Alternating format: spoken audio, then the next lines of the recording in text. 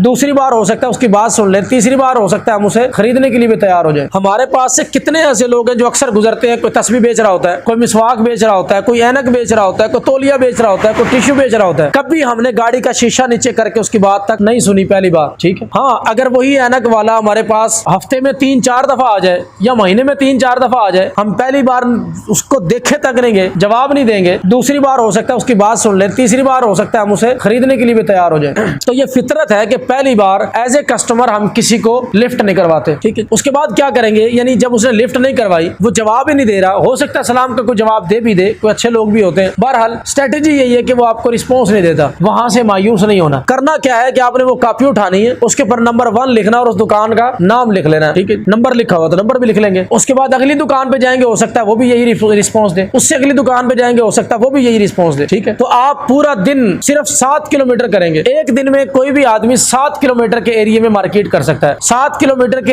Area के अंदर 30 से 70 दुकानें होती हैं, ठीक है। तो आप वो 30 से 70 दुकानें जितनी भी हैं वो आप एक दिन के अंदर विजिट करके आएंगे। जब शाम को वापस आएंगे, हो सकता है आपकी प्रोडक्ट का एक पीस भी ना बिका हो, ठीक है। लेकिन जब फैक्ट्री लगाई थी तो ये सोचा था कि जनाब मैं तो जाते ही मेरी कार्टन के कार्टन सेल होंगे। ये तो आप यहाँ पे आके मायूसी हुई कि मार्केट में कोई माल लेता ही नहीं, ठीक। अब अगर ट्रेनिंग ना ली हो और ये आपके साथ सूरत हाल होगी तो आपको तो मायूस हो जाएंगे, ठीक। बहरहाल जब आप पहले दिन ये जाएंगे और शाम को जब वापस आएंगे तो जो आपको हासिल होगा वो हासिल क्या होगा, हासिल ये होगा कि जब आप अपनी कॉपी उठा के देखेंगे तो आपको पता लगेगा कि 30 दुकानें ऐसी हैं जो इस एरिया के अंदर मशरिक की तरफ जो आज मैं गया, इस 7 किलोमीटर के अंदर ये 30 दुकानें ऐसी हैं जो साबुन बेचती हैं। तो आज आप इरादा करके आओगे कि ये 30 की 30 दुकानें इंशाल्लाह एक दिन मेरी प्रोडक्ट भी बेच रही होंगी। आखिर तो उन्होंने बेचनी तो यही प्रोडक्ट्स है ना, पहले भी तो 6-7 ब्रांड पड़े, तो आपका भी अगर रखा जाएगा तो क्या इशू है, बिकना शुरू हो जाएगा। बहरहाल इसी तरीके से आप पूरा हफ्ता एरिया बदल बदल के जाएंगे और इस पूरे हफ्ते में हो सकता है आपकी एक चीज भी सेल ना हो।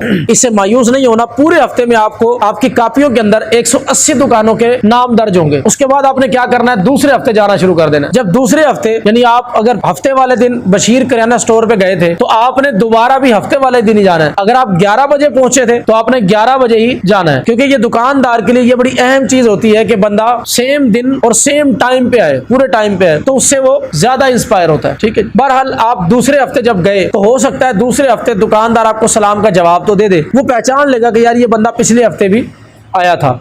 लेकिन आप उसको अगर कोशिश करेंगे प्रोडक्ट बेचने की तो 80% लोग दूसरे हफ्ते में भी आपसे प्रोडक्ट नहीं लेंगे, सिर्फ पहचान लेंगे, सलाम का जवाब दे देंगे, लेकिन आपसे प्रोडक्ट नहीं लेंगे। दूसरा हफ्ता इसी तरीके से आपका गुजरेगा। अब जिस बंदे ने ट्रेनिंग ना ली हो और वो 15 दिन इस तरह से गुजर जाए और प्रोडक्ट सेल ना हो, वो तो फैक्ट्री बंद करने के चक्कर में आ जाएगा। वो तो सोचेगा दफा करो किस चक्कर में मैं पड़ गया, ये मैंने गलत फैसला कर लिया, जबकि ऐसा नहीं है। मार्केट बनाना थोड़ा सा टाइम लगता है, सेल में थोड़ा टाइम लगता है, एक रूटीन बनने में टाइम लगता है, ठीक है। दूसरे हफ्ते में लोग आपको पहचान लेंगे, प्रोडक्ट नहीं खरीदेंगे। जब आप तीसरे हफ्ते में जाएंगे तो तीसरे हफ्ते में लोग आप पे एतबार करने लगेंगे। जब वो देखेंगे कि ये बंदा सेम डे और सेम टाइम पे आता है तो वो समझेंगे कि यार ये बंदा कोई पक्का मार्केटर लगता है, भागने वाला कोई भगोड़ा नहीं है, मैं इससे माल नहीं लेता, लेकिन ये तीसरी बार मेरे पास आ रहा है। आज वो आपसे बात करने के लिए तैयार होता है, ठीक है। आज तीसरे हफ्ते में आप उसको जाके बताते हो कि जी ये मेरे पास एक मेरा साबुन है, मैं इस साबुन को बेचता हूँ, ठीक है जी। वो आप ये साबुन देखेगा, पूछेगा कितने की है, आप उसको बताओगे जी ये आपको मिलेगी जी, फर्ज करें 50 रुपए की, 100 ग्राम की साबुन है जी, आपको 50 रुपए की मिलेगी। रिटेल क्या है जी, आप कहेंगे जिसकी रिटेल 70 रुपए है, ठीक है जी। यानी अगर 50 की आप उसको दे रहे हैं तो 20 रुपए उसको बच रहा है। वो एक दफा सोचने में मजबूर होता है कि मैं अगर यूनिलीवर की साबुन बेचता हूँ तो उस पर मुझे 4 रुपए बचते हैं एक साबुन पे, इस पे मुझे 15 से 20 रुपए बच रहे हैं, तो वो एक दफा रुकता है, ठीक है। आपसे अब क्या करता है, क्वालिटी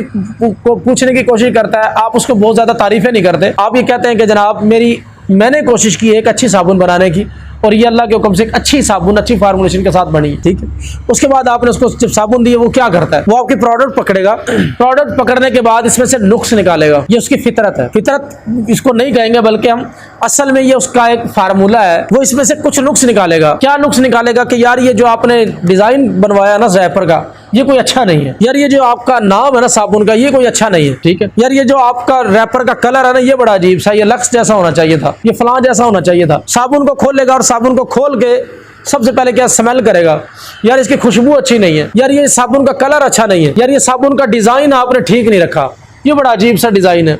यानी ये इस तरह के 8-10 नुक्स निकाल देगा। हालांकि इनमें से एक भी चीज या एक भी बात नुक्स नहीं है। आप नाम अपनी मर्जी का रखते हो, कलर अपनी मर्जी का रखते हो, डिजाइन अपनी मर्जी का रखते हो, शेप अपनी मर्जी की रखते हो, ये कोई भी चीज नुक्स नहीं होती। बेसिकली वो दुकानदार करना क्या चाहता है, दुकानदार के पास आज ही मौका है सिर्फ कि आपसे इस प्रोडक्ट की कीमत कम करवा ले जितनी करवा सकता है। उसके बाद वो कभी भी आपसे कीमत कम नहीं करवा सकता।